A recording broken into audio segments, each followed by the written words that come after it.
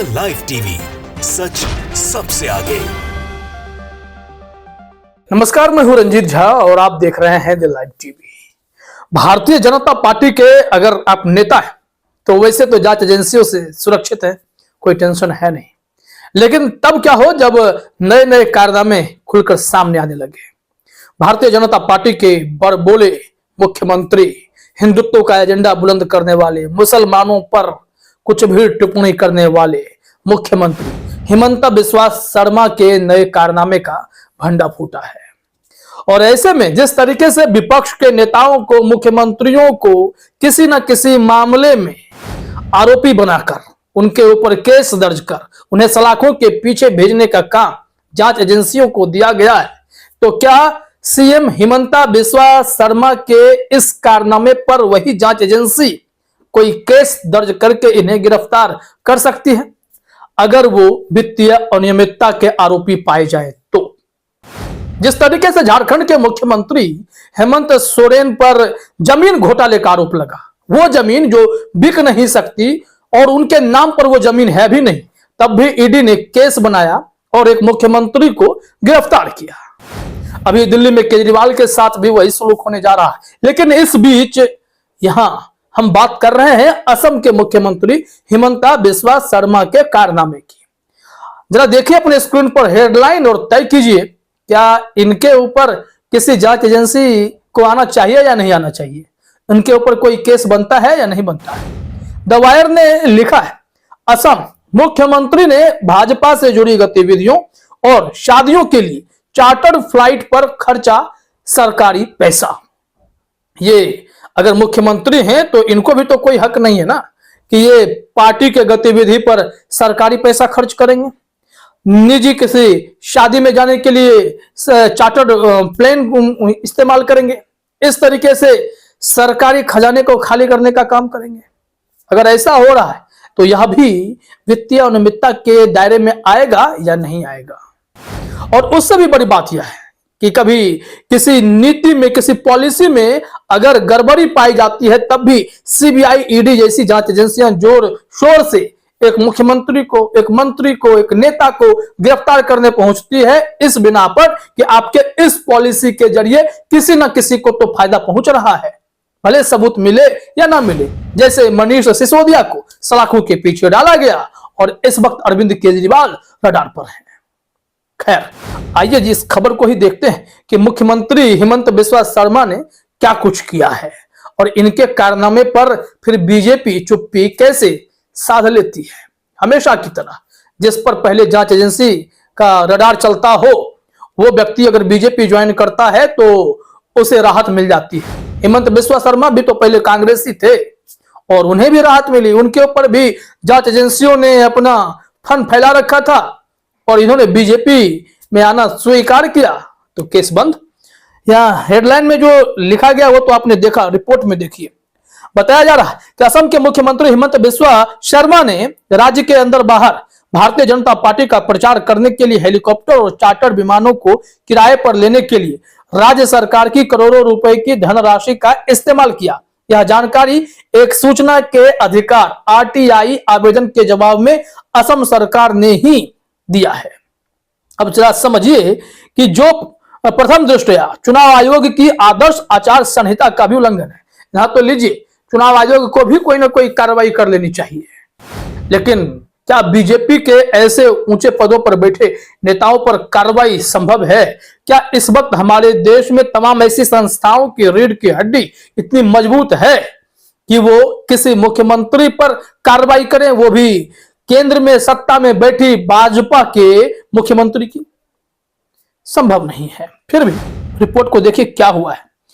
बताया जा रहा है कि 26 अगस्त 2022 को द क्रॉस करंट द्वारा दायर आरटीआई आवेदन के जवाब से यह भी पता चलता है कि शर्मा ने पार्टी की बैठकों के अलावा कई शादियों में शामिल होने के लिए करदाताओं के पैसे से चार्टर्ड विमान किराए पर लिए थे।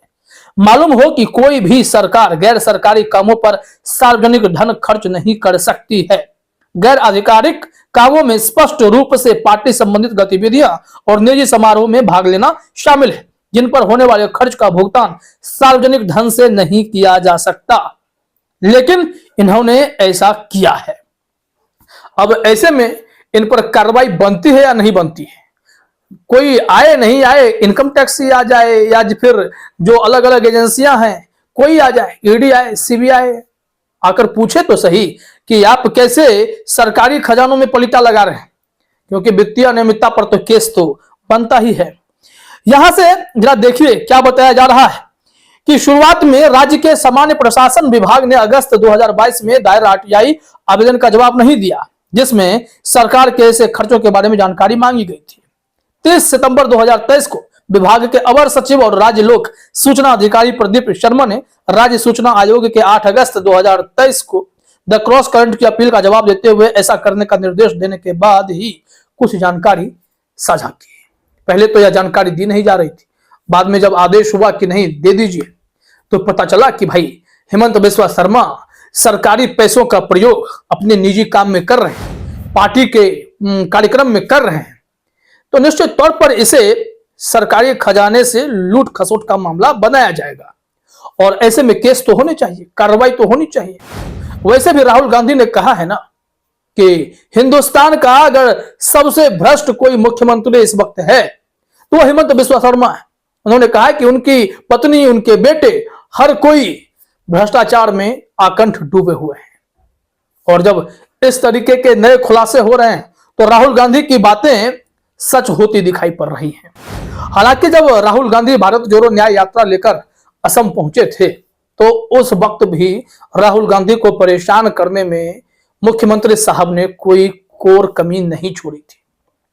हुआ क्या था कि जिस दिन राम मंदिर का भव्य उद्घाटन किया जा रहा था उस दिन वो शंकर स्थान जाना चाह रहे थे, पूजा करने के लिए मंदिर जाना चाह रहे थे, लेकिन वहां असम की पुलिस ने उन्हें रोक दिया और कहा मुख्यमंत्री साहब का निर्देश है कि जब तक राम मंदिर में मोदी जी का कार्यक्रम नहीं हो जाएगा हम कोई कंट्रोवर्सी नहीं होने देंगे और आपको वहां जाने भी नहीं देंगे। बाहर ही राहुल गांधी को धरना पर बैठना पड़ा था।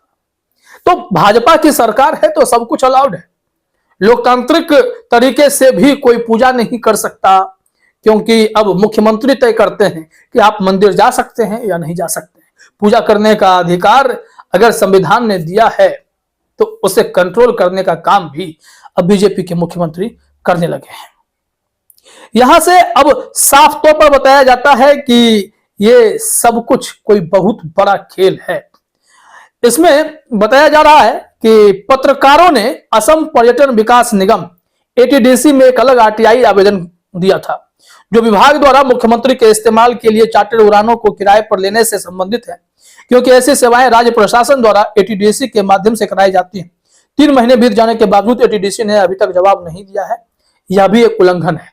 लिखा जा रहा है कि यह आरटीआई अधिनियम 2005 का उल्लंघन है, जिसमें कहा गया है कि प्रथम अपीलीय प्राधिकारी के रूप में नामित अधिकारियों को 30 दिनों के भीतर आरटीआई में पूछे गए सवालों का जवाब देना होगा और यह आचार संहिता का उल्लंघन बताया जा रहा है। तो ऐसे में क्या चुनाव अधिकारी इसमें कोई कार्रवाई कर सकते हैं?